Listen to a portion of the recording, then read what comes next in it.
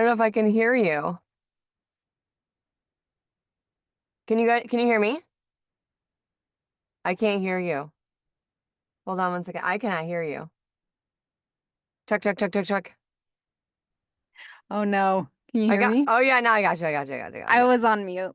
you. I love it. I love it. I love it. I love it. I love it. That's the best. When you're like talking away and we're like, I can't hear you, and you're not paying attention. Oh, Lloyd said 1 sec. What's happening? I know. And then I just checked and it said unmute. And I'm like, yep, I was muted. Anyway, how are you? Hi. Brent! Hi, We're so how's it happy you're going? here. So happy to Yeah. be here. Finally, right? We had some work that we had to do. Yeah, I know. But that's like the game, right? That's the life that we've It's a chosen. it's a part of it all. I am so happy that you're here. I was going to share a little bit of chaos, but does anyone have any chaos that they want to share ahead of time? That like I always have chaos, so it's like I always take up all the chaos quota. Yeah. I mean, I did have some chaos. A couple days ago I had to do a recording and it was going to be through a Source Connect, a live direct recording, and the power went out in my area. So I had Nice. That's to fun.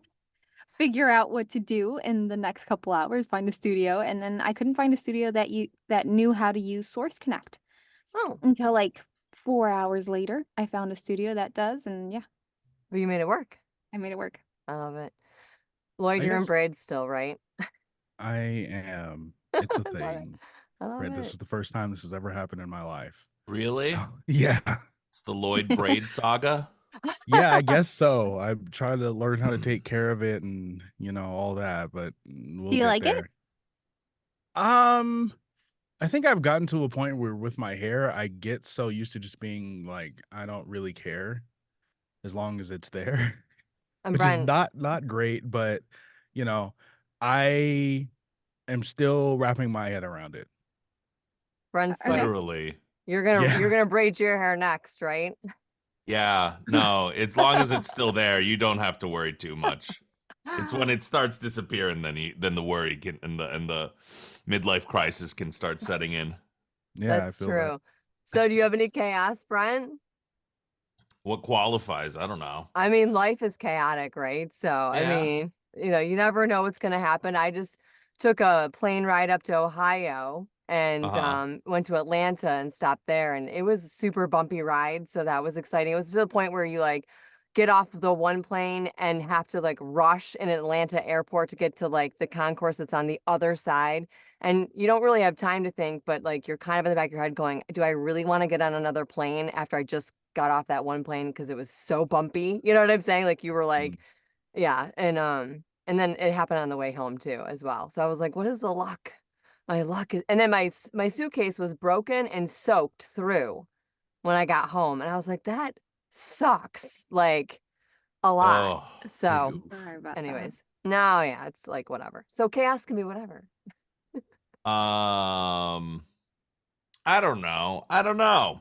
I'm Okay. I'm I'm pretty chill. I'm pretty chill. I'm sure curveballs have come my way in the last week, but I'm trying to think even like I don't know. You've been so You know what? busy. You probably don't have time for chaos, right? I mean, I that's mean, I mean the closest thing is I've been flying out to Dallas on a weekly basis. wow.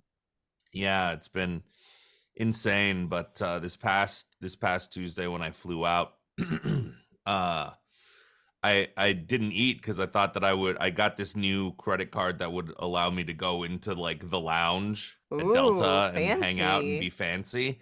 But I got there and apparently my ticket was not the right type and I had confused what type of ticket I had bought. Oh So I no. couldn't eat there. So I got on the plane. I guess I got diagnosed with diabetes a couple weeks ago, but I Oh mean no. that's not super crazy in my brain. Like I'm just doing a lot more keto slash Mediterranean diet and actually getting off my ass and walking more and being more conscious about that. So it's not I'm not in any danger zone. I'm not, I'm not tipping the sugar scales in any one way or another. But Right. so yeah, so I there's a lot of stuff you can't eat on a plane for snacks. So I didn't eat.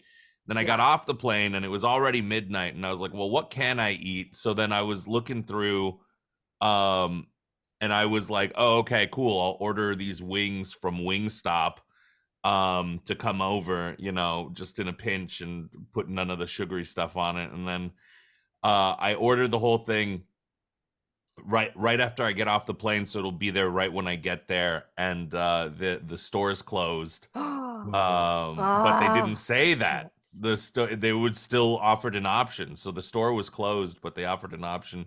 So then I had to reorder, and then I was waiting, and then it's already like 12:30 a.m. and I have to do some auditions anyway because I got some that were due the next day, and I ended up ordering just some I can't even remember what it was. I think I just got some like Jack in the Box like lettuce wrap burgers and called it a night. But I was just like, oh my God, like everything basically lined up for me just not to eat for a long ass time that day. And I thought it was, in retrospect, kind of funny. But I mean, if that's the most chaos that's happening is that I don't eat for 7 or 8 hours, I don't know that I necessarily call that chaos, but it wasn't my favorite situation. Travel is happy chaos. You're well fed now. Yeah. Thank you. Yeah. Yes. It was chaotic for your stomach, though. Yeah, it was chaotic for your Yeah. stomach.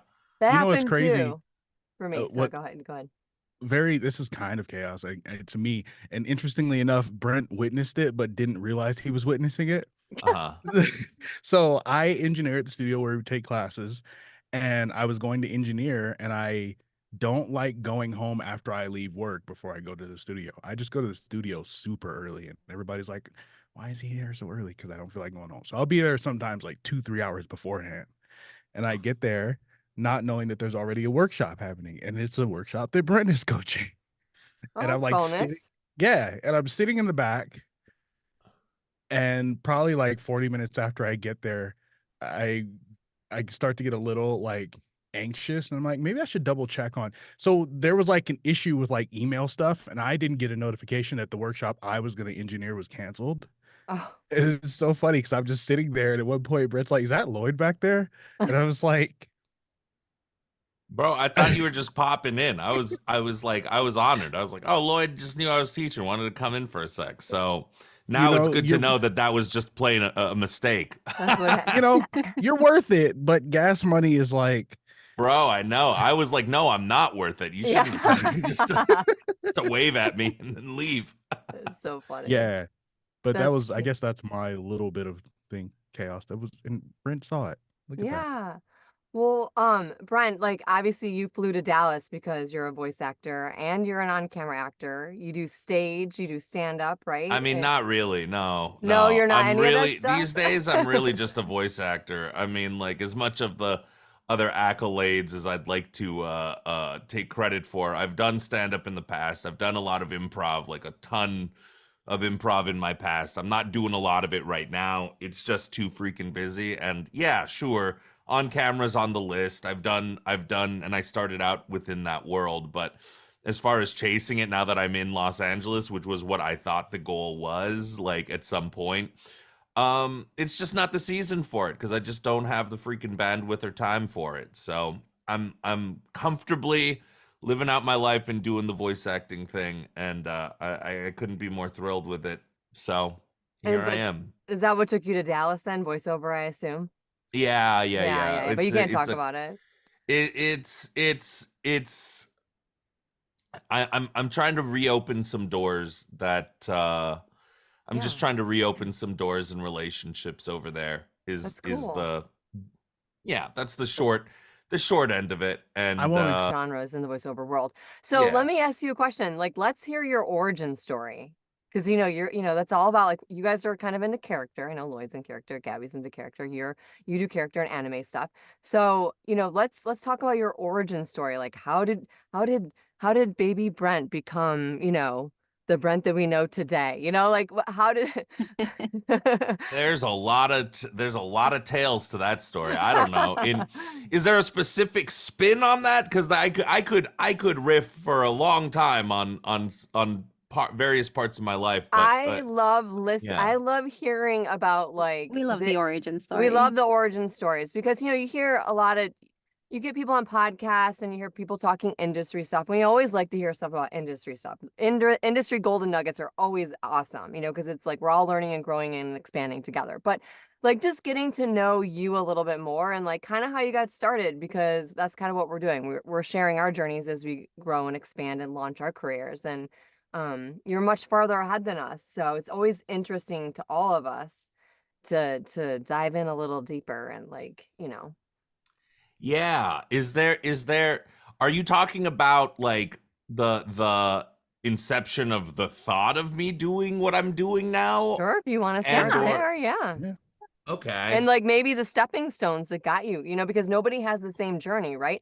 Melissa Moats always says that everybody has their own journey and their own adventure. It's like make your own adventure sort of thing in voiceover, and it takes you in these different places. So what's your own adventure? Like what's I Brent's? guess it's been a while since I've told this tale, so I'll spin the yarn. I think the earliest memory I had of wanting to do anything performance based was I was maybe 6 or 7, and the show All That, the original All That, Keenan and Kel and all those guys had come out, and I was enthralled with the show because it was just this very funny thing that I found hilarious that also kids were doing. Yeah. So that was like what opened the door in my brain to be like, oh, I a child could also do that. Now I was growing up in Hawaii, so that was not at all possible for me. Right. So I that sparked it. That sparked it being like, oh, this could be something, and it looks so fun. Oh, who's this? This is Angela. What's up, Angela?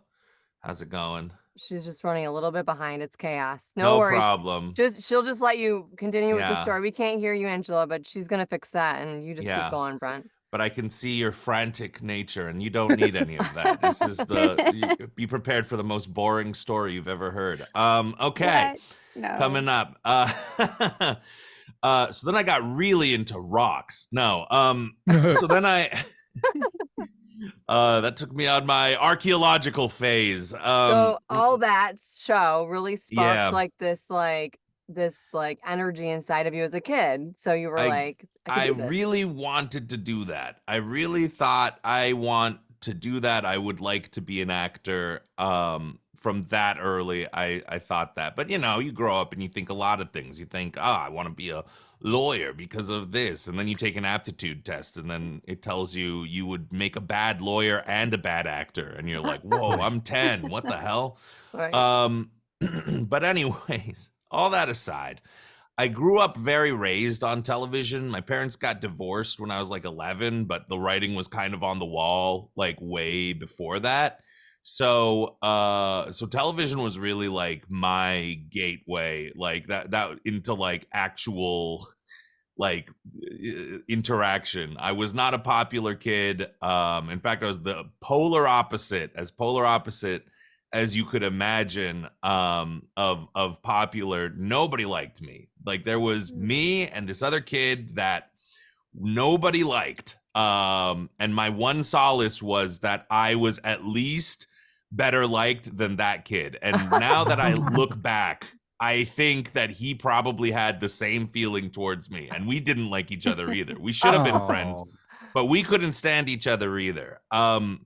Going back and looking back into my past, it's kind of crazy. I've been doing a lot of like reflection on that time period, and I always knew from a very young age I was diagnosed with ADHD and anxiety and like depression and all this like mental stuff as a kid. But I think that actually I am somewhere on the spectrum, and as a child it was full that I couldn't look people in the eye.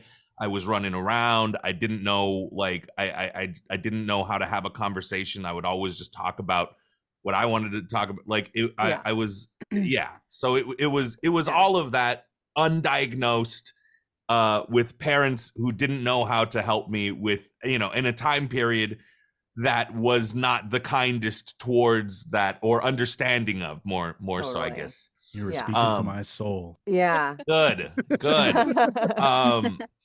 So I was like, okay, I also sang a lot as a kid, and I liked that. It was the one skill that I think that I was Oh, just wow. naturally sort of gifted with. Like my father's side was very musically talented. Nobody ever did anything with it, but they were very musical in a lot of ways. So I like doing singing and all of that stuff at, like, assemblies and whatnot. But even then I couldn't parlay that. I was just that weird kid who likes to sing at assemblies, and Yeah.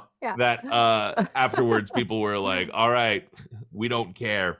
So somewhere around, I don't know, I love that. 12-ish, 13-ish, I my parents had just gotten divorced when I was 11. I was at a low point. I was just real low. I didn't really have many. I mean, I can't really say that I had like a true real friend before like 12. Mhm. I was just sort of existing and being there and trying to get people to like me, but failing because I was trying too hard and I didn't understand people. I couldn't. It felt like everyone else had this hidden code that I didn't understand of how to humanly interact, Yeah. that I just wasn't a part of. And I mean, that feeling followed me for a long time in my childhood. But at 12, 13, I said to myself, if I don't do something and if I don't change somehow, Yeah. this is gonna be my life for the rest of my life. And that seems like a really sad life. So I followed into what I try. I just studied. I studied a lot of comedies, specifically Jack Black, Oh, yeah. Will Ferrell, like Oh, the yeah. early 2000s era of like who was fun, who was funny. Yeah. Right. Some And of my just favorites. Yeah. I know, and I just But I love watched them. those Yeah. movies and thought to myself, let me just imitate what they're doing. And I almost like had this way of being like, let me figure out what makes somebody funny. Let me Yeah. like crack the code so I can actually be somewhat liked, because I didn't think that I didn't want to be the popular kid, and I didn't want to be the jock, and I didn't want to be all this other stuff, and I knew that that wasn't me. But I was like, I could be funny, and I like that. If I could just be the funny guy. So I pushed real hard. um Learned how to talk to children my age. It was middle school, intermediate school in Hawaii is what it's called. And it felt like a fresh start and an opportunity for me to change up Mhm. the who I was and who I was perceived as, to find a group of friends. And it was a rough, rocky start, but by the time I reached high school, I had studied enough, I guess, and I was just a silly kind of goofball, and embraced it and figured out how to present myself in this way and actually have meaningful conversations with people. But I Make them found laugh. myself, Yeah, make yeah, them laugh. Yeah. Yeah. trying, not always succeeding, and definitely not with every group of people. But I was not everyone's flavor, but I was well liked enough. And by the time I was in high school, I was slowly figuring out, like, oh, I really want to do this acting thing. I really want to do something creative. I was trying to do writing also, and I liked that because it was something that I didn't have to wait for. I could just do and post on internet forums or whatever. Sure. And Back in the I day. yeah, and Oh I realized man. I wanted to be creative. So I fell into band. I fell into playing drums for like 6 years. Oh I wow. fell into doing a marching band and making friends there, and writing. And when I was in my freshman year, I tried out for the play and didn't get anything that I had wanted, and slowly stopped showing up because I had an ankle injury and was just kind of like, An I'm just ankle gonna injury. drop out. I did actually break my Oh, you ankle. did? Oh Oh no. I I did. thought it was like no. air quotes. No, oh I no, have an no, ankle no. injury. I heavy broke my ankle a week before the big Aw. band Oh trip, no. but it was Oh. awesome actually, because I got to sit there and I didn't have to march in the parade or I got to do all of the fun stuff on the trip Sure. without having to do any of the work, and I was like, Nice. this is awesome. Um and everybody loved me because we went to Disneyland. We took a trip from Hawaii up to the Rose Bowl parade, and Nice. went to Disneyland. And when you have an injury, they give you the pass that allows you to cut everybody Yes. Mm. yeah, so I was getting wheeled around in a wheelchair all day because it was just too tough to do all that walking with crutches. And yeah, You felt like a so celebrity. it was Yeah. kind of awesome. It was kind of, and everybody Yeah. was like, I want to push Brent and Yeah. cutting the lines. So yeah. Growing So up, just did what's you up? have a sorry. Growing up, did you have a teacher that you really admired or that you could go to? In high school, yeah. Yeah. Before that, not really. I mean, there were a few people that I was like, this is kind of cool, but I never had like, oh, that guy is he's gonna took me under his wing. Yeah. But Mr. Cam in high school, I still keep in touch with him. Aw. Great guy. He was my theater teacher. By junior senior year, I was getting involved into the theater, and I was a little bit more mature and able to actually handle responsibilities. um so I was, yeah, sort of guided by him. He was the one who sort of had suggested to me and my buddy Berto that we should maybe think about Vegas as like a good first place to move so that we can like establish ourselves first, do a lot of growing up, and then move Yeah. over to LA when it made sense. And up until a year and a half ago, I was living with Berto and we'd lived in Vegas. Oh, wow. We were roommates for that long. So he kind of incepted that idea because we loved working together. That's And yeah, cool. we became like best friends, and That's pretty we're dope. working towards our dreams that whole time. He took on more of the film route, behind the camera and doing all that stuff. Whereas I took on a lot of, the other random side of performance and performing and whatnot. So, Yeah. so You yeah, did he's still stand-up, over there. right? But You that's did what took me. Yeah, Sorry. I did stand up. No, you're good. I did stand up for about 5 years, but that was after college. Through college, I'd been doing improv. I found a troupe when I was like 19 and was like, I really want to do this. Please take me on. Figured out how to do that and was trying to do every show. We made it to different heights of Oh, we're wow. in Planet Hollywood and we're performing shows. We were at the Palms and we were performing shows. Nobody Wow. knew about it, nobody heard about it, and it's so easy to get buried as an independent show in Vegas because you're up against Cirque du Soleil, you're up against Yeah. Mariah Bruno Carey. Mars, Yeah. and his Mariah residency. Carey. So Cher. Man-eating yeah, tigers. yeah. Nobody's like, you want to go watch improv, even though we have the option to see everything we've ever wanted to see Right. in our entire lives. Yeah. So yeah, so just did not work out well. But after the second show that we had gotten from the Palms to the Planet Hollywood, it took like 6, 7, 8 months before that happened. And I was like, okay, cool. Well, I still want to perform, so maybe I'll do this stand-up thing. I feel like every actor, I feel like every improv person, I feel like anybody who's creative has always thought to themselves, well, what if I try stand-up? What is stand-up like? And it's That like, sounds scary. yeah, it sounds scary to everybody, but everybody thinks about it. Everybody thinks, oh, I could just stand there. I could go and stand up with a microphone and tell jokes. Yeah. It's Not So that I easy, took- but I'm sure. It's Yeah. not that easy, but it is that easy. It's like it is and it isn't, it's not like you have to go and, if you watch a contortionist, you are like, I could never do that. That's impossible. Sure. This person's trained their whole lives. When you go watch a stand-up comedian, everybody goes, I feel like I could probably do that. I could do that. It would be Totally. scary, but Yeah. I bet I I don't could know. stand there and I just love the fact that that's a sentiment you shared because I mean, you're 90% responsible for me doing improv. Yeah. And, Yeah. Sorry to interject. and- I just want to say the smile you had on your face, Lloyd, when he started speaking on improv, it was excellent. I Yeah. love the smile. oh, well, thank you. It's very evident.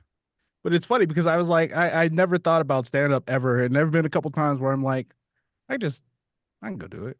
I Yeah. haven't done it. yeah, I know, but But like it has but crossed my mind. when the moment comes, maybe you'll try it, maybe you'll love it, maybe you won't. And that's what happened to me. I was like, I don't want to wait for another Sure. 6 to 8 months in between shows, or it could be longer, or, you know, all of it. We never ended up getting another improv show, like steady improv show. So I'm glad that I did it because I was still performing, whereas all my teammates were just kind of sitting around doing whatever Yeah. for the Right. most part. And Interesting.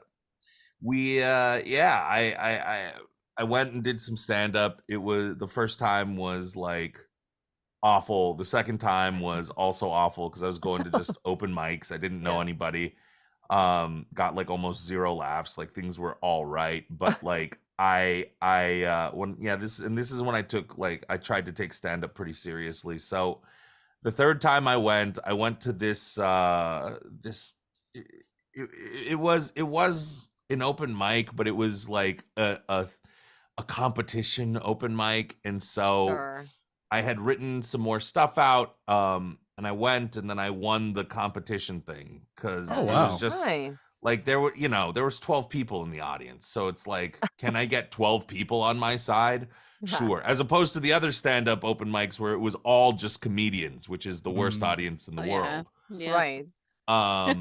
So yeah, I that happened, and it went well, and it was very fun, and I won some free food at Shakespeare's Bar and Pub in Henderson, and then that experience made me go, wow, this is kind of fun. And then the host came up to me and was like, did you just move to town? And I was like, no, I've been here, but I was doing improv. Now I do stand up. And he had also had a similar experience where he had started an improv, come over to stand up. And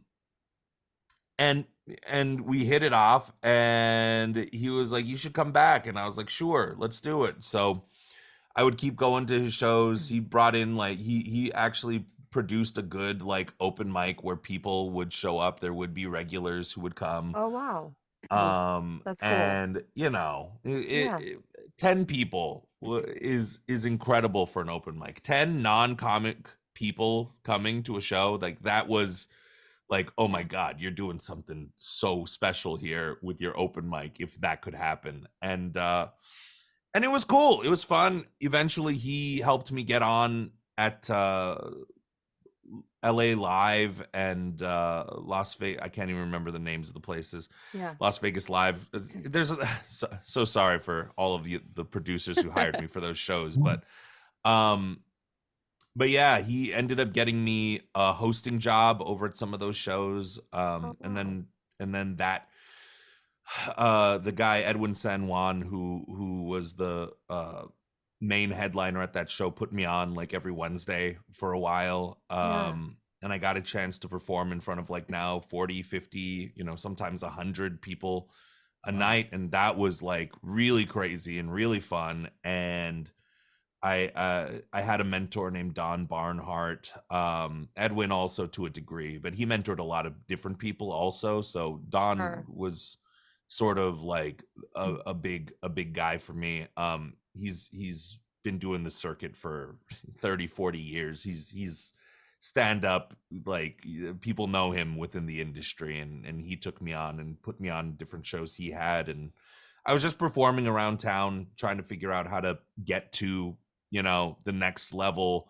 Sometimes Edwin would have me feature, which was step up above hosting. And Sure. That's cool. yeah, I never got to headliner status. Nor do I think I wanted to get there, because you needed like 45 minutes to like an hour of material. That's a Oh, yeah, long that time to try to yeah. make people laugh. Yeah. Yeah. Yeah, that's a long time by yourself to like, and Yeah. because Sure. if they ask you for 45 minutes, you really want to have like an hour At to an least, hour yeah. 15 worth of material. Because if you only have the 45 minutes and people aren't digging this particular Right. style of material, you want to be able to switch and throw different things in, and Sure.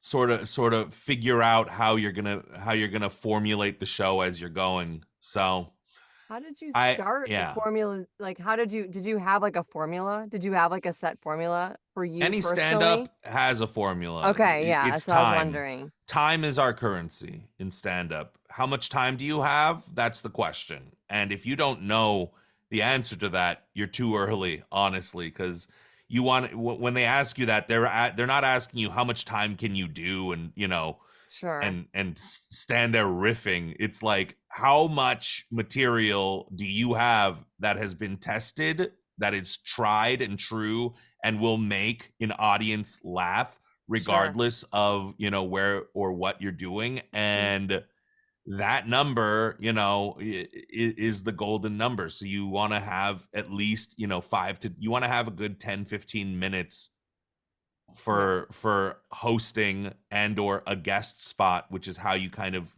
showcase what you can do to become a host or become a feature. You want to have like a good 30-45 minutes for featuring, depending on where you're going. In Vegas, the shows are shorter because they know people Sure. just want to go out and club anyway. Yeah. So they're just stopping at the show just on the way to a pre-gaming. club. Drinks. Yeah, the Yeah, pre-gaming. Yes. Yeah. Whereas anywhere else, like that's your whole weekend. Yeah, that's you're here. Yeah. exactly. In Anywhere Florida. else in America, you're going to a show and you want a whole show. So Yeah.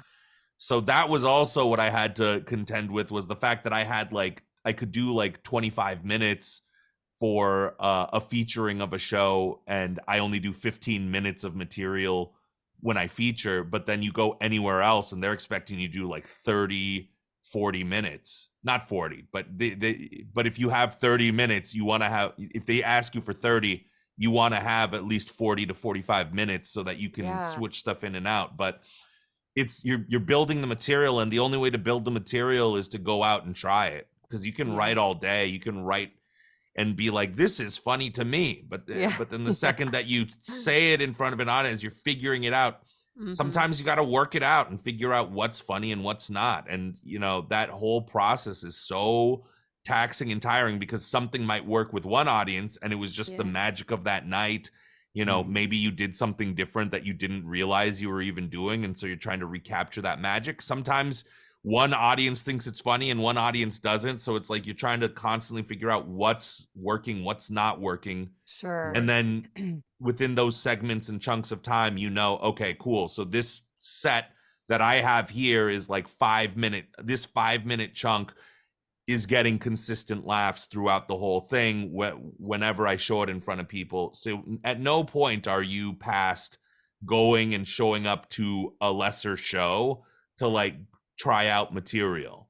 Sure. So that's how you sort of build it up, and that's sort of the art form of stand-up comedy, is you're trying to build up as much fun material as you possibly can. Back in the day, like 80s, 90s, the common wisdom was like, build 5 great minutes every year and then you'll eventually have your hour. Whereas now it's like there are so many comedians who are like, I am going to get a whole new hour every single year. Oh wow. Like, That's making me overwhelmed already just talking about it. it's crazy. George Carlin started that. George Carlin is like the grandfather, and he was at a time when people were like, if you can get a new 5 minutes every year, you're going to be golden. But then George Carlin comes around and is like, I'm just going to drop a new album every year. Right. Right. What do you want to do? I just wanted to put in there, like, I just recently went to a comedy show. It was called The Gateway Show, and Okay. this had a shtick to it. It was basically, they had these there was 2 comics and then one host who did a little synopsis of his little show. But after like, I was gonna say halftime, after Halftime. intermission, I guess they went out and they had some partakes here out in Colorado, if you know what I mean. They had partakes. Yeah. They smoked then- weed. Can we not say that? Yeah, you can totally say it. I can say that. They got high. They got Yeah, it. then they came back on the stage and did another couple of minutes each, and it was just so funny because obviously once you get to a certain point when you're smoking the marijuana, like your whole Smoking the marijuana. the marijuana, You right? just said that like you were on a Smoking video for the Dare. marijuana. The devil's The lettuce. You marijuana. thinking The about devil's smoking the marijuana? Don't But do it.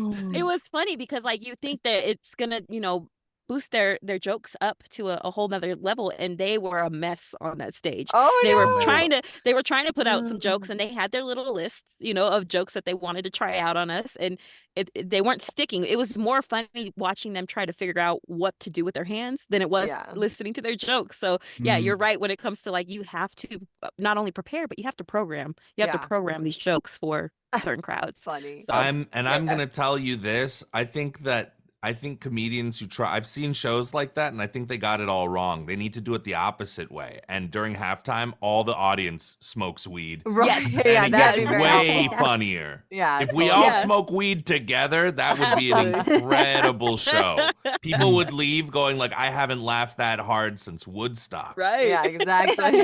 That's a great point. It really is a great point. But it was interesting to see that. But as you were talking about, programming those jokes, those 5-minute intervals. And like, some it was interesting people, to see that.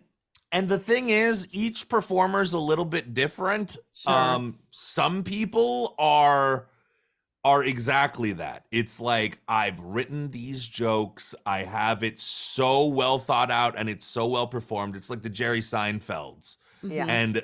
And each thing, I know at each moment what's going to happen, how I'm going to do it, and what's going to occur. And then some comedians are much more off the cuff.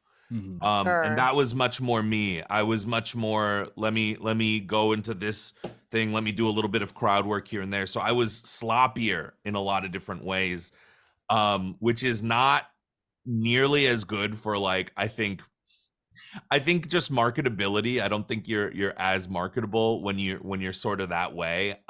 Certain comedians saw what I could do and understood and knew how to handle it, but other comedians and a lot of old guard guys were like, you should stop doing the riffing, man. You're like, you could just be doing more jokes and blah blah blah. But I was like, I care more that the audience is having a fun time than that. Yeah. But yeah, to Yeah. that point, even like how much riffery is going on, right? Like there's the Mhm. Sinbads, and then there's like the Seinfelds, and there's a Sure. reason Right. why the Seinfelds are much more Yeah. further ahead than the Sinbads, because that guy is incredible if you go see him live. I don't think he's as incredible if you watch him in a special. So Interesting. Right. Yeah. So how Yeah. did you go from stand up to voiceover, and then, you dived into and went into character and anime and dubbing and all that kind of Wait, stuff, like hold that's on. just Oh, Before okay. you move on to Am I the other, jumping to I'm jumping no, ahead.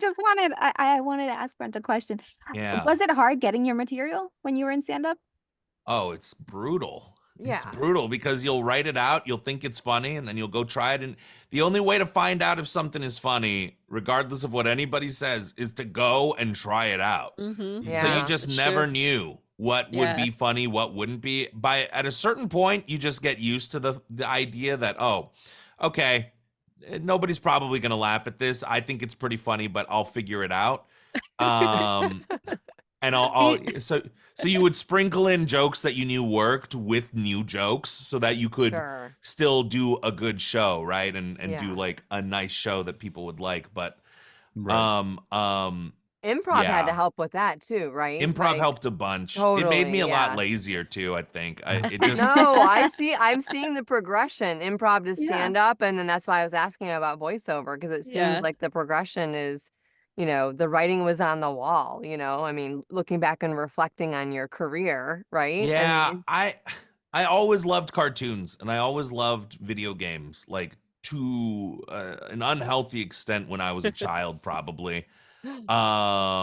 So Maybe not that unhealthy. I mean, it's Yeah. maybe Maybe not. here. I think we Yeah. all grew up on cartoons, I think, right? yeah, I Absolutely. think Making it's pillow unhealthy. forts and watching cartoons. Sorry.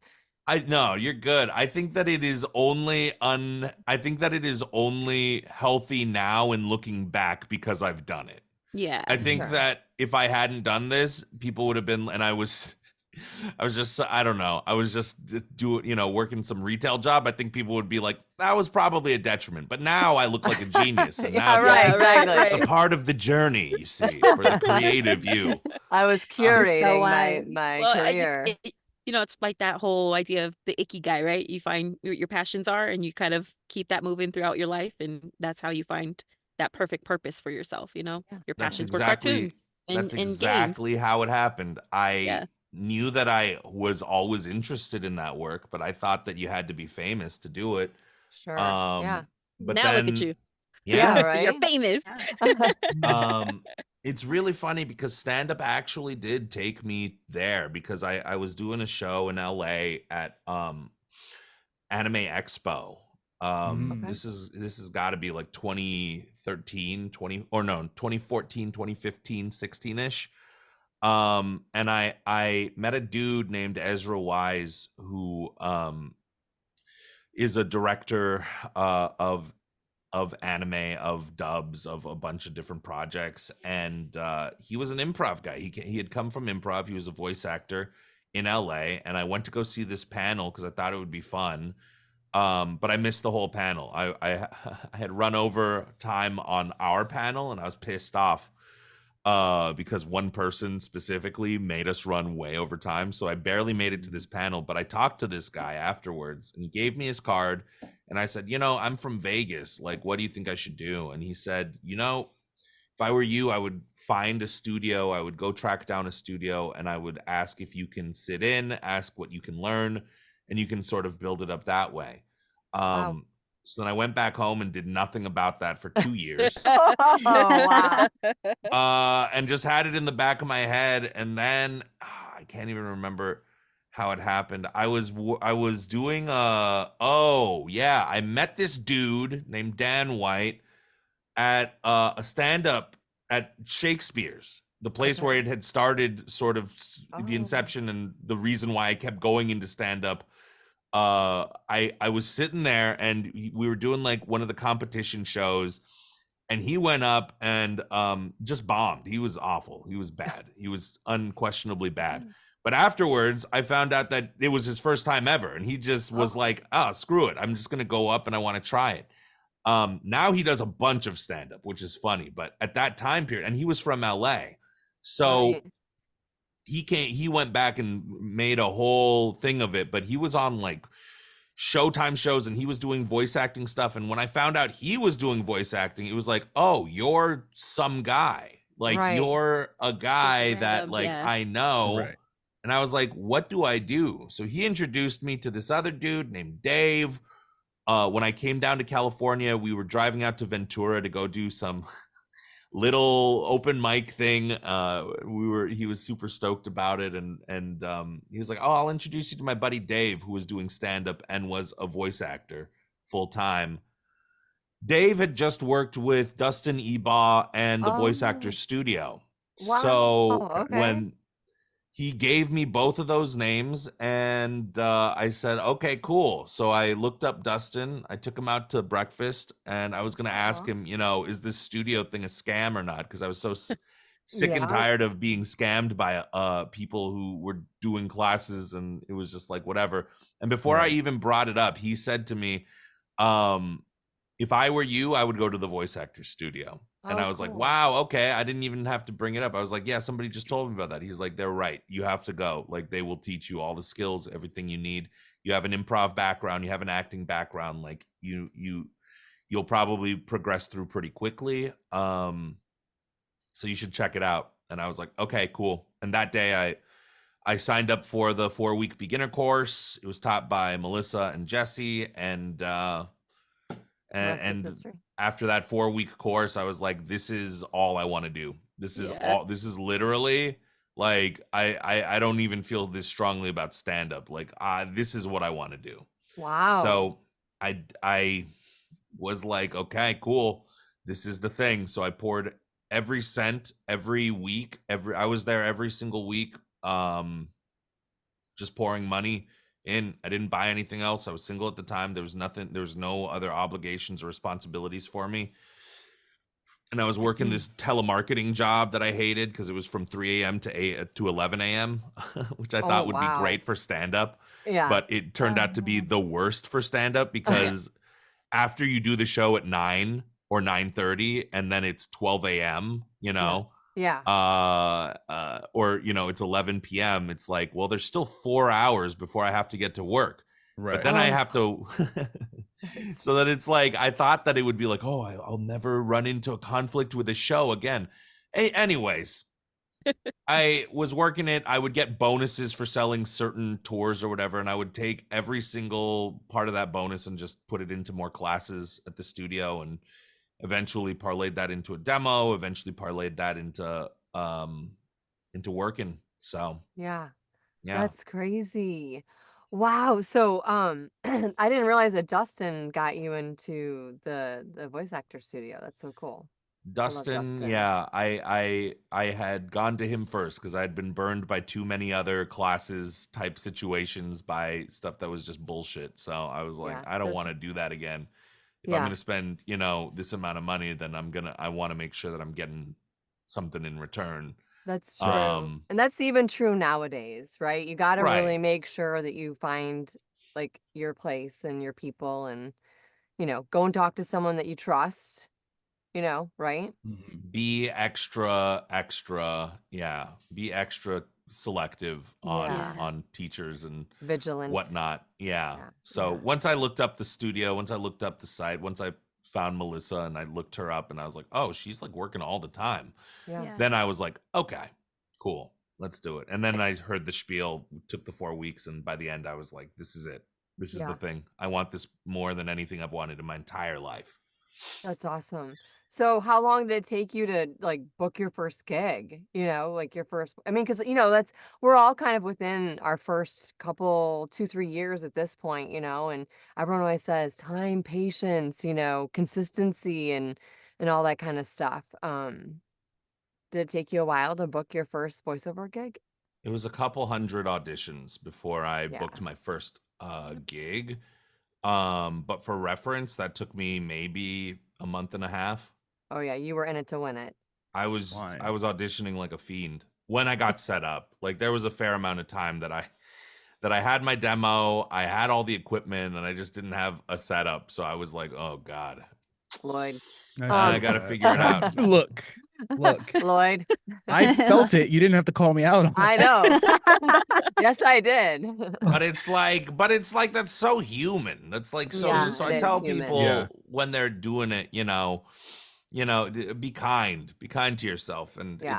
it doesn't all have to be within Days. Yeah. yeah, Weeks. yeah. Yeah. It takes time. I should have, because I'd been training long enough and people had told me long enough you should have it set up by the time, but I didn't, and I turned out okay. So Yeah. for There's all the hope, other Lloyd. slackers out There's hope. there, Yeah. there's hope. There's hope. There's hope, slackers. How'd you get into animation in characters? Yeah, that's a good question. I mean, the earliest was just off one of the pay to play sites. There was a video game that I booked, and I was like thrilled about it, and I had like 3 lines in a Russian accent, and was like, You oh have a my Russian God, accent? yeah, sort of. I had enough of one. I had enough of one for 3 lines. Yeah. I'll say that. So yeah, that was like the earliest, but then like the real stuff happened like within the LA marketplace for me. Right around the end of 2019, I had saved up enough money to be comfortable with, not with feeling like I wasn't going to go broke. Yeah. So I took all the money that I had and was like, okay, cool. I'm going to start going out to LA and start trying to make relationships. So I would catch the mega bus or one of the other crappier buses, sometimes one time the Greyhound bus, and that was the last time ever. Um Why? What That's happened? good stand-up material, though. Yeah, I was gonna say, Gotta what admit. happened? Nothing happened. I went to the Greyhound bus station and it was awful. Okay. I got dropped off at the one here and they didn't tell me that it was a connecting. They made it look like I would just go from Vegas to Burbank, but that was not the thing, and it was late every single time. So every single time I ended up having to pay an Uber to Uber me up Oh, there, shoot, and then yeah. I couldn't even take the bus, because it's like by the time that bus had got there for the connection, Yes, you missed my it. class would be over. So Oh, shit. yeah, I had paid for 4 weeks of that I couldn't get a refund on. So I was like, I'll do it for these 4 weeks, but never again. So I hated them. That makes sense. Anyways, I So you was were in doing LA, that. yeah. and just catching the bus back and forth like once a week, sometimes a couple times a week if I found the right class. And I really do mean like that was right at the tail end of 2019, and I was determined to Yeah. make the relationships and lay down the groundwork for me to actually move out to LA. I didn't know how it would work. I didn't know how it would happen, but I was like, this is a good place to start, and then I can Yeah. figure it out from there. So yeah, 4 to 6 to 8 times a month I was just in LA at that time Wow. period, right at the tail end of 2019, and then 2020 started Ugh. and everything shut down in Ugh. March, Yeah. and I was driving back from LA. I was actually driving back from LA as everything was as Imploding. listening to a podcast where they were like, yeah, it's about to be crazy, and nobody even understands yet how crazy this is going to be. So I was like, okay, well, this is cool. This But works. I realized very soon after that, like, you know what? I bet all these places that offer classes in LA probably want to still make money. So I bet I could probably figure out. So I looked up, and sure enough, they had online classes, limited time availability for online classes from wherever, because it was wherever. Right. Right. So from the very start, I was like, oh my God. Lucky You're break. telling me that right? I don't have to pay money. I don't have to go all the way over. No Finally, I can Greyhounds. just take classes online. So I poured all my money into that. I just poured all of the money. All of the money was just in classes every week, What multiple kind of times a classes, week. if I may ask? Like, Voice what kind of acting classes? Just classes, random like, voice acting? Yeah. not random. I was selective with what. Well, no, actually, no, I was not selective. At first, I wasn't selective because I was like, what if COVID's done by May? I need to Right. get in all of the classes I can by then, right? And then as it started rolling around each month, it was like, well, it could still end and things could still happen. So I was indiscriminately taking classes. But then when I reached a certain point around July, August area, I took the class with the agent that I wanted. I got in with the agent that I wanted. I started booking stuff, and I was already starting to get on rosters, and people were starting to see me and know me. And I was starting to make friends from those classes because other people were also doing the same thing as me and realizing, holy crap, we can take these classes online. So I was taking tons and tons and seeing the same people over and over again. Community. And yeah. like I took over 100 classes in that first year. Like I was doing somewhere in the ballpark of about 7 to 15 classes a week. It was like Wow. nuts. And I just got really freaking good and started realizing like, oh, okay, yeah, I'm and each class I just went in and was like, okay, here's a new perspective. Let me figure out what I can do, and got called out on my bullshit of stuff that was like, okay, oh, he's right. I do that a lot. So let me figure out how to get around these things. And, so it was just constant. It was just like, that was my Yeah. training montage moment.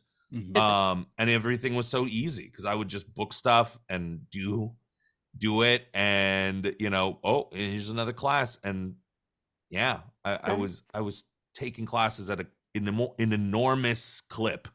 That's And it all started. amazing. That's Yeah. amazing. I mean, like, people don't realize you have to spend money to make money. And if you want to do this, you have to train and you have to invest in yourself. Train. And you And I can't started stop. You making have to keep money. I going. started making a ton of money by booking stuff because I was in all these classes and people would start to take notice. And I started understanding how the business worked and how this system works, and started making friends and building relationships. And that was that. By the time I got my agent and I was starting to go out and do the stuff, I was getting booked and things were starting to happen and everything was starting to pick up for me. So Yeah, I would say so. That's pretty cool. I at no point did I ever expend all my expenses on it because it would just keep getting replenished by things that I was booking, either based off the classes or based off the stuff that I was working on at the time anyway doing. So So it all just kind of worked out for me at the right time, at the right moment. And I definitely took advantage of, the circumstances and what I needed to do at the time. But Yeah. yeah, But that's you how. put the legwork in though. You Yeah. didn't just sit back and wait for it to happen. You put in the work and the time and the effort. And I'm hearing determined, I'm hearing networking, I'm hearing creating community, I'm hearing taking Consistency. yeah, being Yeah. persistent. I'm hearing persistency. Like you were like, I'm fucking doing this. Move out the way. Here I come. And this is what's happening, I mean, were there days though where you were like, I'm eating ramen. This is not great. Or like, where you're like, I mean, I have these days where I'm like, I might have to pay a bill today. Shit. Like I'm gonna be honest. The cost for me was always so low living in Vegas because I split a 3-bedroom apartment with 4 people. So it was Smart. like I I don't think at any point I was spending more than $1,000 a month on rent Wow. at Okay. any point that I was living in Vegas. Like I kept it that low, and Yeah. so That's very smart.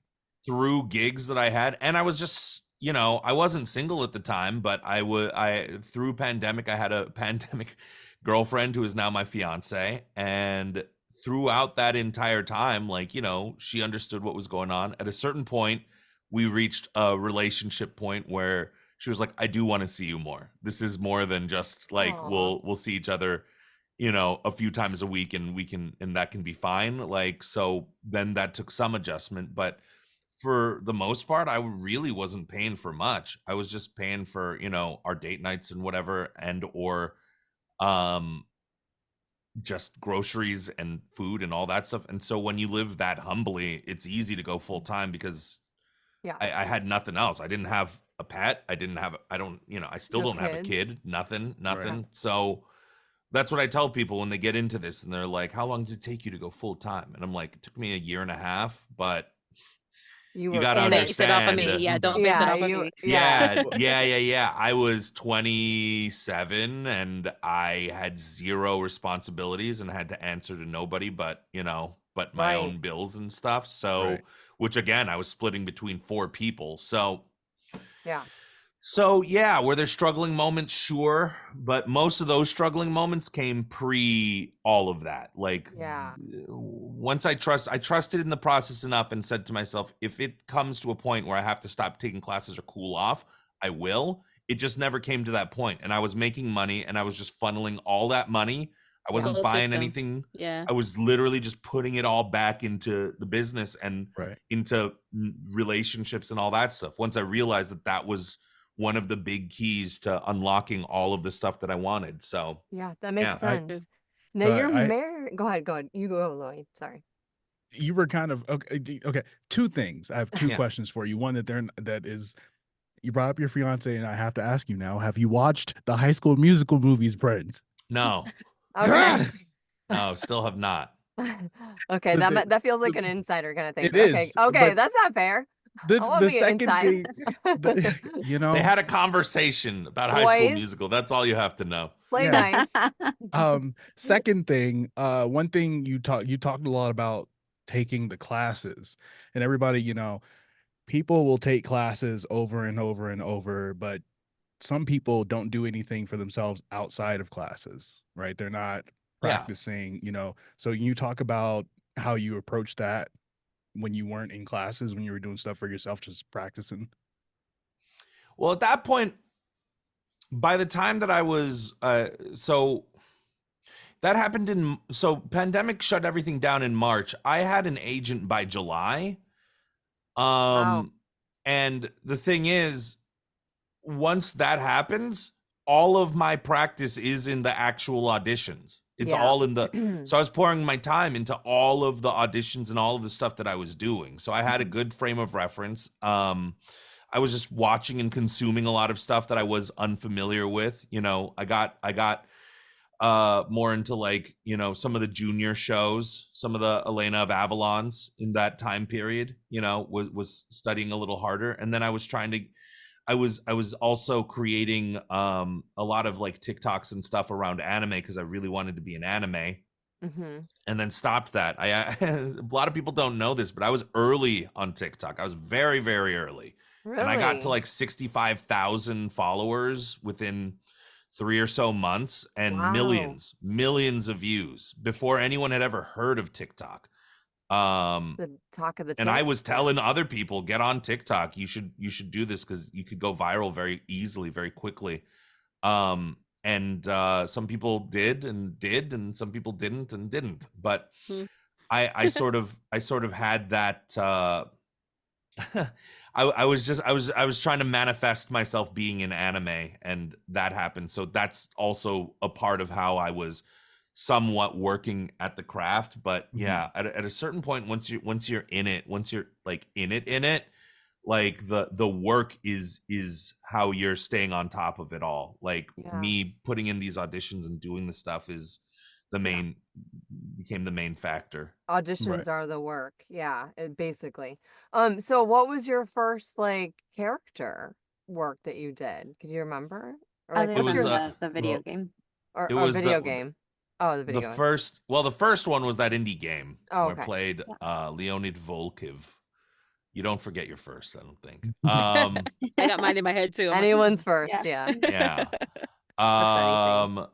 Yeah, I played the Russian Oh yeah, that's right. ship master Leonid Volkov, and then like as far as AAA games, and the first thing I booked with my agent, I booked it within a week. The first week that he hired me on, he shot me an audition for Ratchet and Clank, and I booked it, and I was like, "Wow, this is awesome!" Yeah. So that was my own trial by fire in that. So I have to tell you, I thought I was pretty cool when I told my sons that you were my coach and you were in One Piece. I was like, I'm like, look at me, and they're like, yeah, you know, because they like One Piece, but I don't really know much about it. But I was like, I think it's cool. It's pretty cool. I it's think it's incredible. You should cool. watch. You should watch the live action. That's a good one. I saw the Oh, I movie. bet. Yeah. Anyways, I went and saw the movie with the boys. Didn't it come out in the theater? One of them did. I don't know. Yeah, but you don't know what's going on. That No, movie but I still enjoyed is it. for people who. Yeah, it's good. It's a good show. It's a good series. I know I'm not cool. That's okay. Oh, you You're you just have mom less cool. time. It's Yeah, fine. you have You're less just mom time cool. than your never too kids late to when go you're. watch it. Huh? Oh, I said it's never too late to go watch it. Yeah, I know. Yeah, But you I have know. less time when you're when you're not a child who Yeah. has unlimited time to just watch. Well, 1,000 episodes. Let's do it. You know what I mean? Like Right? it's a lot easier. Yeah, Jocelyn has I- some money to make. She can't be sitting down watching One Piece all day. I have these Yeah. people that I have to feed. I have responsibilities. So Yeah. my middle's like, I don't like watching the dubbed over English stuff. He's like, I absolutely want to like read the subtitles. And I'm like, really? That's interesting. He's like, I want to hear the language that it's in, you know, whatever it's spoken in, the original language, and he just wants to read the subtitles. So I thought, oh, I was that's that way too interesting. before I got into the Yeah, work. I'm sure. You know what's crazy is that I don't watch anything subbed anymore, and that is also specifically because of Brent. Because we were in a I was taking it was like your 4-week improv deal a long time ago. And Yeah. there's an anime that came out called Ranking of Kings. Absolutely loved this show. Flew through it. I watched it in like 3-4 days. Later on, get to class and like, hey Brent, how's it going? He's like, I'm doing all right. Lloyd, how are you? Watch anything interesting? And I'm like, yeah, watch the show, Ranking of Kings. It's so great. Have you seen it? And he doesn't say anything. He just stares at me. And I was like, Brent, why are you looking at me like that? Were you He's in like, it? he's like, you watched it sub, didn't you? Oh, That's And funny. he's like, Got you him. gotta watch Got it him. if you want to do the work. And I was like, yeah, so now I only ever watch stuff dubbed. Hmm. And you were also responsible for that. someone was Glad to hear it. someone was saying, they're like, "Oh, you're a voice actor. Do you do dubbing? It must be, you know, like it was almost like it was like a thing that would be easy that you would to do." And I'm like, "No, dubbing is like a whole nother thing.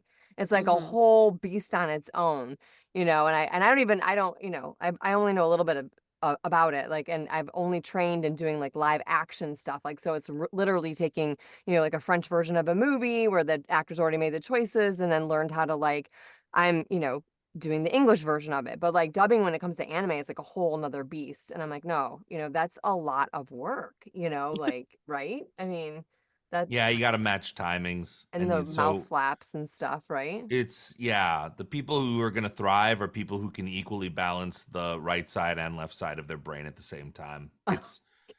That's all I'm it out the is. window.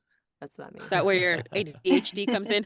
Well, Yeah. I wasn't great at it to start. I really sucked at it to start because it's different. But I wanted to do it badly enough that I practiced every day, Yeah. Yeah. making those TikToks and putting out a TikTok a day and Right? just watching that whole thing explode in a funny way.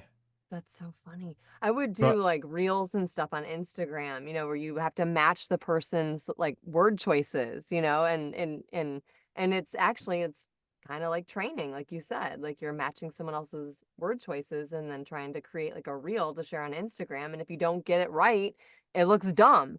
But if you get it right, it actually looks kind of cool, depending on like your perspective and how you take it. Okay, Lloyd, what do you want to say? Oh no, I was gonna ask Brent. So we talked about your first role, your first AAA role. Hmm. Out of all the things that you've done that you can talk about right now, Yeah. what has been your favorite role? Ooh, that's a good one. Man, it changes. It constantly changes. That's okay. Right now, what's your favorite? It's one that hasn't come out yet. It Oh, comes out in shoot. like 2 weeks, so I can't Okay. talk about it. But Dang. But we'll know in 2 Um, weeks.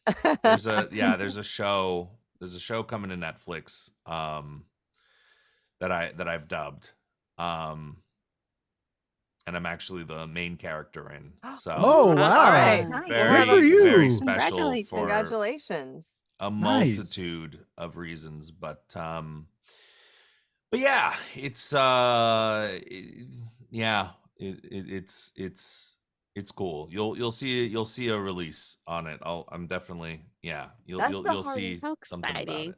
That's That's okay. That would That's be probably cool. the So cool. hardest part too of doing that. Like, you do something and then you can't talk about it. So you're so excited about it. And you're like, yeah, fuck yeah. And then you're like, oh, I can't tell anybody about it, Yeah, you get used to it. You get used Yeah, to that's just true. celebrating alone. And I'm very, Celebrating alone. very like I'm not telling nobody nothing because I've seen Sure.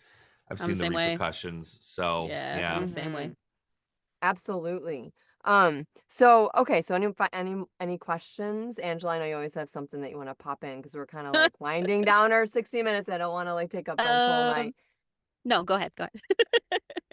Well, I was I'm good. yeah, you're good. You sure? Okay. I was just thinking like when it comes to like scams and stuff too, it's hard when you're an actor, voice actor, or on-camera actor, and you're putting yourself out there and you're basically like it's this blind faith that you just have to dive in and do these things, whether it comes from business to getting paid, doing auditions and knowing they're not going to steal it, and then like, yeah, everything like, and taking classes and finding the right coaches and mentors, I think we've all been there before, right? Where you're like, oh shit, that sucked, right? So is there anything that you have that you would say to someone maybe starting out, like any advice maybe you would give them, or in different places along the way in your career where you're like, okay, I wish I'd done that differently, Community, you need it. You can hold each other accountable on top of run stuff by each other, and it's much harder for a scam to exist when multiple people are aware of it.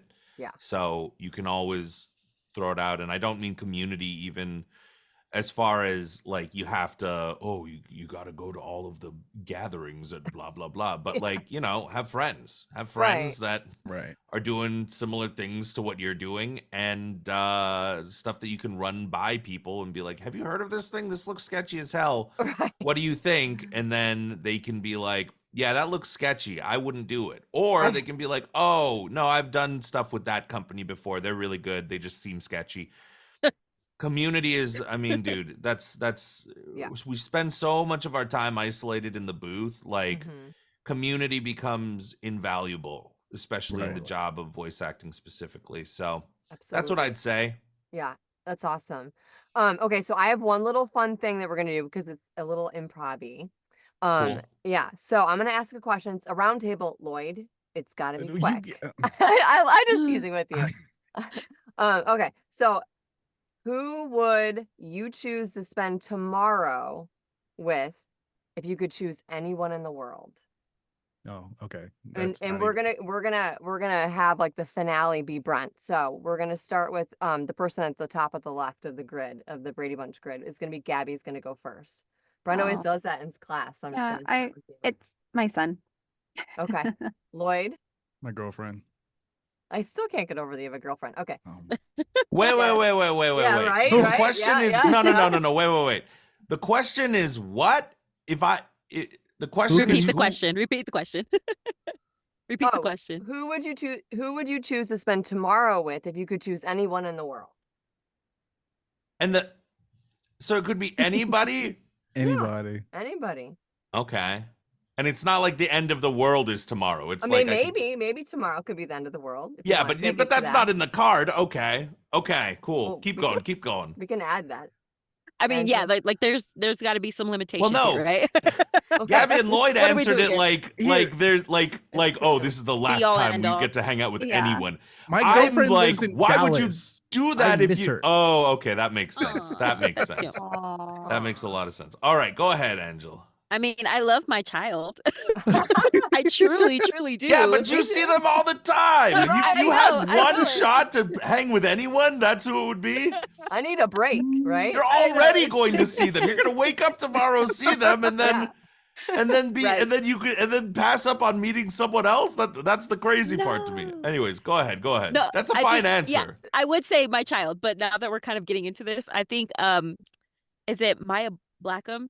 How do you say her last name? I don't even know. You know the girl from Big Bang Theory, Blossom. Oh, Anybody know yeah. Blossom? Oh yeah. I can't pronounce her last name either. Yeah. It's Mayam. She's I the forget host the of name. Bacallium or something. Yeah. Yeah, something Yeah. of the sort. Mia And I Bacalli. apologize. I apologize if she ever hears this.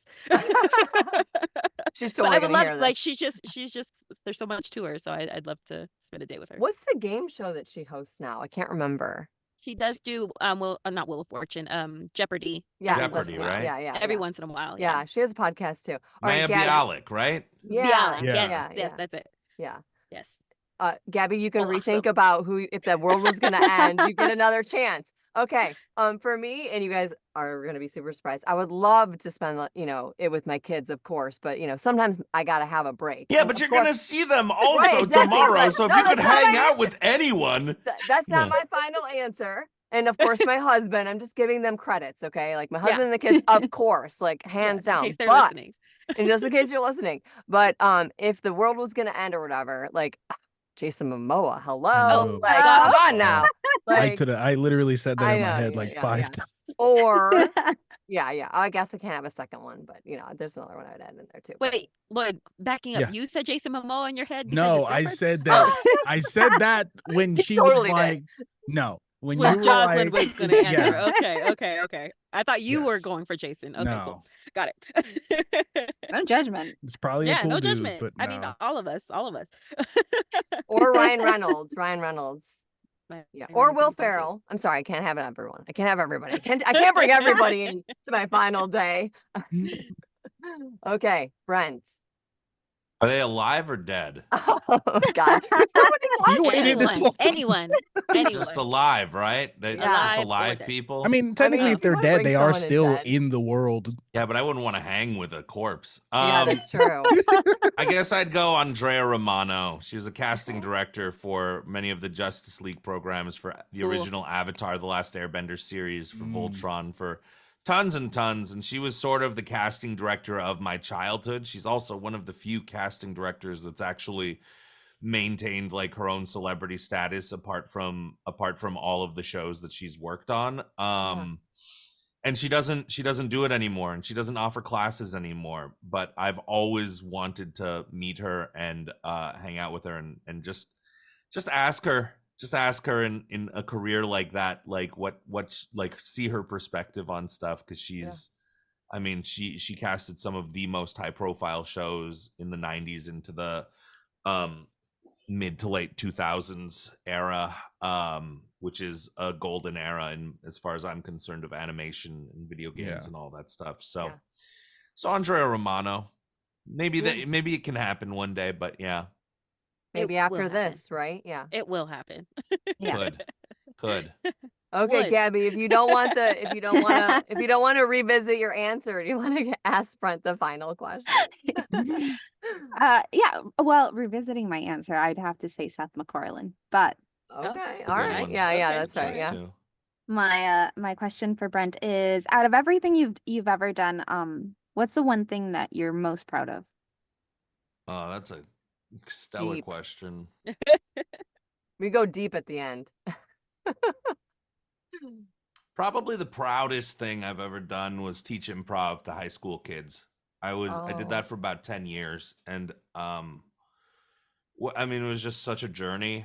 I got paid basically $0 for 10 years worth of, for 6 months, a few times a week I was going in and doing all of this stuff. But it, it's hard to say like that anything has been more rewarding or more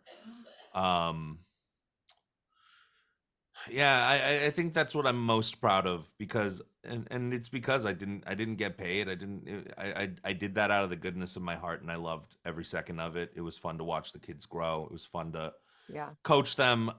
Some kids I coached from 14 to, from freshman year to senior year, and that's just like a really special thing to see and watch. Yeah. So Yeah. yeah. They Shout grow out High so School much. Jesters. That's Yeah. And beautiful. also- High Yeah. School Jesters, that's their group name. That The troop was name? they're High they're School not they're no Jesters, that's cute. longer. Yeah. That's But cool. yeah. I have to ask because I know someone who you taught in high school, who you taught improv to. Yeah. Do you like world. do you get a chance to, catch up with them, see how their lives have been, stuff like that? Hardly, especially now that I live here, like Yeah. hardly. And it's like how often do you reach out to anybody that was an adult in your life in high school? You know what I mean? Right, Like Yeah. it's I get it. I get that was the time period, that was the thing. And you don't always get the roses, but that's totally fine, because I don't do it for the roses. I do Yeah. it because I know that in some way, shape, or form, people are different now. That people are now different because of the experience with the program. Hopefully for the better.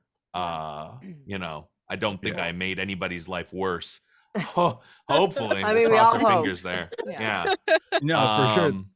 But yeah, The person who I bring, they're one of the best improvisers I know, and every time your name comes up, they get so excited. that's Aw, very nice. That's cool. That's beautiful.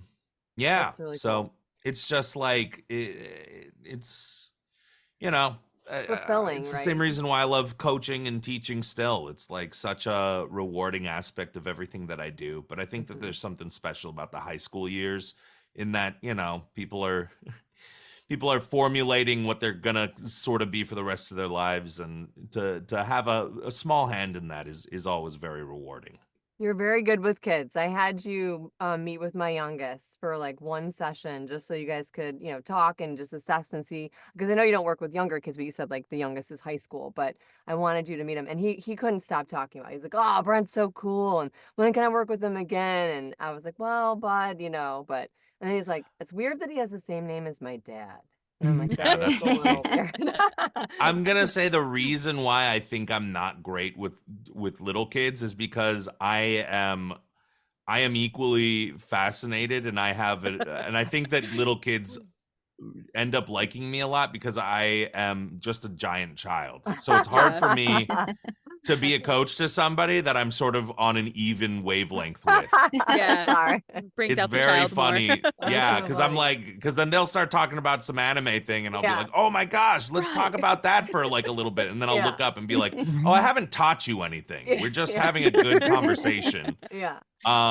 Whereas whereas I know with people who are older, there's an expectation, things are going to be happening. So it's Yeah. like, okay, cool. Right. Right. Right. But if I could be the one to say, I mean, you work with a ton of adults, and I know a lot of us have had experience with you that, really did kind of mold us into a different direction. That, like I know Yeah. when I was doing my character work with you, I had like no experience whatsoever. But after I left your classes, I was like, okay, I could do this. I could be just like it could be a stand-up comedian. I could be a voiceover Yep. artist after Yeah. I met with I'm Brett. glad. So That yeah. makes me so happy. I still remember I was in the same class with you when you did the hippo character. Yes. Yeah. The Ooh, hippo. that hippo. Yeah, and you did a What great was her name? job. Harriet? Yeah. Something like Yeah, that. I Harriet the don't know, hippo? you did a Yeah. great job. You did a great job. I mean, I still reach out to you. You know, I used to take your improv classes to learn how to relax, and just kind of like let it flow. And I learned so much from those improv classes, even though like I was having anxiety and like heart palpitations and like felt like I was melting from the inside out before I got there, but you made it so easy and it was so fun and like, and it was a really good time. And even now I'll reach out to you and ask you about like stuff, on the side. And you're always great about, hey, you're always real, not that anyone else isn't real, but you just kind of like shoot us straight, you're just kind of like, Absolutely. Yeah, I appreciate that. Yeah, it's my pleasure. So some people like that, some people don't like that as much. So I've figured out that I wanna be as candid as possible, but still as optimistically candid as possible. Yeah, I So like it. So if anybody wants to like coach with you or touch base with you or, Hire you. hire you or follow you on TikTok, do you want to do the thing? Do you want to like share with us? Like, yeah, sure. Follow me across all social medias at Brent Mukai, BrentMukai. I'm least active on Instagram, probably. I'm more active on Twitter. I'm these days I'm not nearly as active as I should be, and I know that I keep needing to change it. If you would really like to do me a solid, follow me on YouTube. You can find me at Brent Mukai. I plan on making more content that I have been outputting. But I'm balancing that against busy schedule and flying out once a week. But I know that I can do better in that regard. But if you'd like to coach with me, if you'd like to reach out, please find classes at thevoiceactorstudio.com. Reach out to them. They have sort of a lot of most of classes. most of what I teach is I'm teaching over there, as well as most of the privates that I do are directly linked and put through the Voice Actors Studio. So please feel free to reach out there. If you want to reach me, you can find a form on my website, brentmukai.com, as well. Do not reach out to me on LinkedIn. I am never on there, and I have a picture of myself on there that I believe still has hair on my head. So that's how long I ago gotta I go made find that. that I now. have not. that's fun. Yeah, it's yeah. Those were dark Conventions. times. What about conventions? You do conventions, right? You were here in Florida recently, or is that just like you do a couple here and there? Or? I was in Florida. I'm trying to do more conventions, but Yeah. it's a game. It's a game of what's hot and what's big. So we'll see how that progresses into the future. I'm happy to say that I'll be in Ohio doing Colossal Con in May. Oh wow. End of May, early June. I don't have any other convention appearances booked right now, but that might change. And like I say to everybody, anything could change at any point. I could book something tomorrow that would change my life and have me be doing, 30 conventions a year. So that would be a whole different thing. That would be very fun. I'm not at that point yet. I'm still very new to the convention game. But if you want to come out, check me out, see me. I'll be in Ohio in May. So I'll see you then. Oh, I love it. I was just in Ohio recently. It was cold. It made me realize why I moved to Florida. Oh, I like Florida. But May will be much nicer. May will I was be- about to say it'll be May will nice. probably, it should be. Well, it could snow in May. Like I'm just saying. So pack for everything. You never know. The Midwest can be weird. I'll be so. indoors most of the time, so I'll be Yeah. fine.